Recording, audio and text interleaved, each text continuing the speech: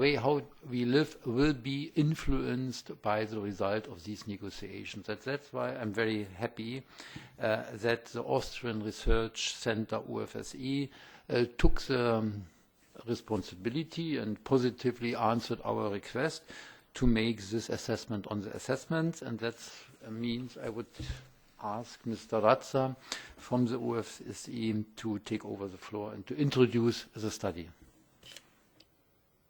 Thank you very much. My name is Werner Raza. I'm from the Austrian Foundation for Development Research, OFSE, and I represent a research team that was that included OFSE and also two researchers from the United States, Lance Taylor from the New School for Social Research in New York and Rudi von Arnim from the University of Utah. The task of our study, of our report, was to scrutinize 4 studies that were either commissioned by the European Commission or by other foundations, and that projected economic gains from the TTIP negotiations. These studies are a study by the Dutch research institute Ecorys from the year 2009, the study commissioned by the European Commission from the Center for Economic Policy Research from last year, a study by a French research institute, CEPII, and a study by IFO, by the German-based research institute IFO, that was commissioned by the Bertelsmann Foundation in Germany also from the last year. In the review, we critically assessed these findings and the underlying methodologies used in those studies. In addition, we discussed some issues which are frequently neglected by trade impact assessments, but are nevertheless important from our point of view, and which in particular refer to macroeconomic adjustment costs of the agreement. In a nutshell, we see limited economic gains, but considerable downside risks. The result of our assessment are as follows. Firstly, the estimated gains from TTIP in all of the 4 studies are very small. All studies report small but positive effects of TTIP on GDP, real income, trade flows and real wages in the European Union. GDP and real wage increases are estimated by most studies to range from 0.3% to 1.3%. EU unemployment will either remain unchanged by assumption in the studies, or will be reduced by up to 0.42 percentage points. That means roughly 1.3 million people. This, however, has to be interpreted with caution. It refers to the long term, and by long term I mean 10 or 20 years. So these gains will accrue over that period of 10 to 20 years, and therefore the gains are very small.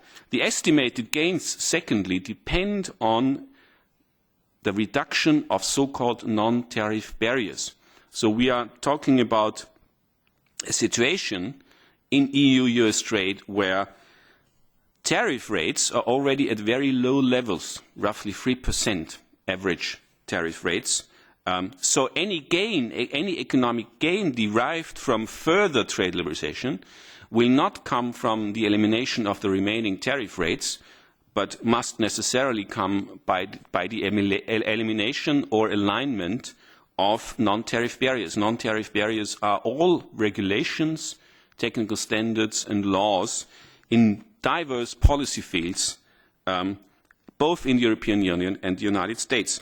So we are basically talking about a regulation agreement, an agreement that deals with regulatory issues. And all the gains in the studies come from the elimination or the alignment meaning the harmonization of those diverging regulations. However, the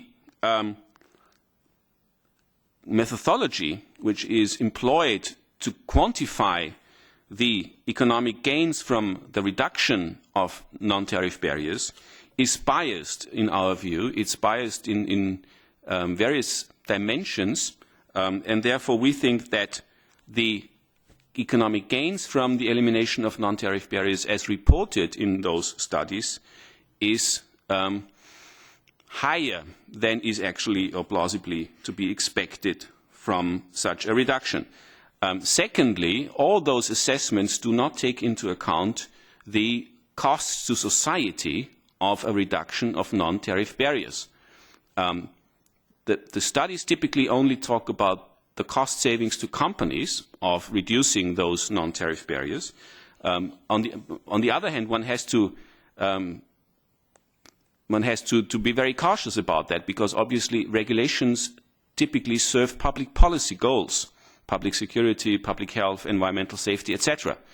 So if you eliminate certain regulations, that would potentially impose a social cost, because it will affect regulatory quality. And that is not accounted for in the studies. So the social costs of regulatory change are left out of the picture.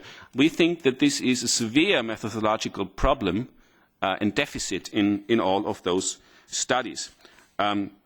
Lastly, the NTM elimination leads to economic gains, and this elimination is based upon the assumption that also regulations in sensitive sectors will be eliminated. Sensitive sectors are, for example, food and beverages, chemicals, cosmetics, pharmaceuticals. In all those sectors, the studies assume that around 50% of all regulations can be aligned or eliminated without any social cost to society. We think this is highly problematic. Therefore, the social costs of regulatory change should be taken into account, because the social costs of regulatory change can be substantial. In those studies, which were commissioned by the European Commission and others, all those potential social costs are effectively left out of the picture. Fourthly, we expect macroeconomic adjustment costs as a result of TTIP. Firstly, costs to the public budget. The public budget depends to some extent upon income from tariffs. Since the agreement will reduce or eliminate all remaining tariffs, tariff income in the amount of 2.5% of the EU budget will be missing in the future once TTIP will be implemented. That would sum up to some 2.6 billion euros a year. This is more or less 2% of the EU budget. That money needs to be substituted for by other financial resources once the agreement comes into place. Secondly, there will be costs of unemployment. The models typically, the models upon which the reports are based typically assume that unemployment will remain unchanged. This is highly unrealistic. Unemployment will increase as a consequence of the agreement. According to one study, labor displacement, temporary unemployment, will be in the range of 0.4 to 1.1 million euro. On that basis, we have calculated unemployment adjustment costs in the range of 5 to 14 billion euro over a 10-year transition period. These unemployment adjustment costs come because of payments for unemployment benefits. They will also accrue because of foregone public income from unemployment, from tax income and social security contributions. So we would expect unemployment costs to be not negligible, at least, in the 10-year transition period. And we would expect that policymakers in the European Union will have to tackle the costs and the problems associated with unemployment because of the agreement. Last point, we would also expect that the agreement will lead to trade diversion between the European Union and the rest of the world. Less developed countries will probably lose in exports to the European Union because of the agreement, simply because US imports will become cheaper relative to the exports of, for example, less developed countries. We would expect income reductions in South America or in Sub-Saharan Africa of 2 to 2.5% of GDP as a consequence of TTIP, which would run counter, of course, to the EU principles of policy coherence for development. Last point, also European Union trade between the member states will potentially be negatively affected by TTIP. Also because US imports will become cheaper relative to the exports of EU member states. This is, however, not confirmed by all of the 4 studies and needs to be scrutinized further, but we would expect a loss of intra-EU trade of between 2% and 30% depending on the relevant study, which would certainly be detrimental to the future development of the internal market. Thank you.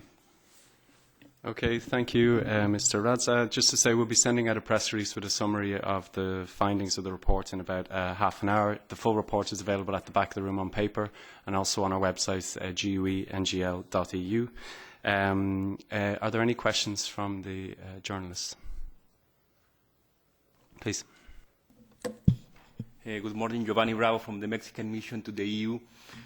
I would like to ask you, to Mr. Raza, it means that as a conclusion, we can say that a possible FTA with the United States will be negative, not only for the European Union, but also for the rest of the world. And it means that it's better not to carry out this agreement, or what would be the, if we can say, a conclusion in this very moment? Thank you. Well, thank you for your question. Well, you know, bilateral or bi-regional agreements are always, from an economic point of view, inferior to a global or multilateral trade agreement because, as I mentioned, bilateral agreements always lead to trade diversion. And trade diversion is not positive per se because it leads to trade taken away from one countries in the favor of other countries who join such a bilateral trade agreement. And that might have also negative income effects upon those countries that are outside the new agreement, and that is what I have pointed to. We should expect this kind of trade diversion to emerge. And this kind of trade diversion would necessarily go against, in particular, less developed countries, since these countries depend very much in terms of their exports upon both the United States and the European Union. So I would expect that to be certainly a negative effect of TTIP. Should TTIP be negotiated at all or not? I mean, this is not just an economic question, it's also a political question, or a question that involves geopolitical aspects, which we have not touched upon in our study, so I cannot discuss this. From an economic point of view, I would expect the economic gains to be really very small, as I said, and one would have to take into account in more detail the potential negative adjustment costs and adverse effects in terms of social costs to society, which come from a reduction or elimination of critical regulatory standards. This has not been contemplated in the studies, and I think it is nevertheless a crucial point which should be scrutinized in much more detail before concluding those negotiations. If the negotiations or if the agreement in the end is having positive effects for the European Union or the United States, will have to be assessed at the end of the negotiations, I would say. But in the course of the negotiations, these kind of impact assessments in terms of the regulatory changes which are likely and which are negotiated, and the effects of those regulatory changes need to be highlighted and discussed in much more detail and with much more care than has been done so far. Thank you. Allow me to add one remark. We have to see that besides the TTIP negotiations, we have the TPP negotiations. That means Mexico would be involved, of course, also via the TPP in the whole issue. What will be the next world trading architecture besides the WTO? And that leads us to the question, what is really the geopolitical strategy with the growing number of bi-regional or bilateral trade negotiations and agreements concluded after these negotiations? That means the American side has proposed, just in some information around the fourth round of the negotiations, that there is the offer to include the NAFTA partner countries from the US into the TTIP negotiations. That means there is already an understanding that we have to broad up the way who will benefit from these negotiations. That makes a very interesting challenge to these negotiations, because the European Union has until now not answered to this proposal brought up, and we have to follow what will be the fifth round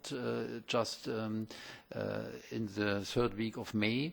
and the sixth round in the end of June and beginning of July bring in this line to broaden the negotiations, saying that will be really a new structure of world economy, that is then interesting what this political purpose has a direct influence on the economic and social reality of the participating countries. Thank you. Anyone else? No? Okay, just a reminder that this launch comes in the context of a workshop the group is organising, which is taking place over in the other building, ASP 1G2. It's called Left Responses to TTIP, and it carries on until 12:30. Thanks very much.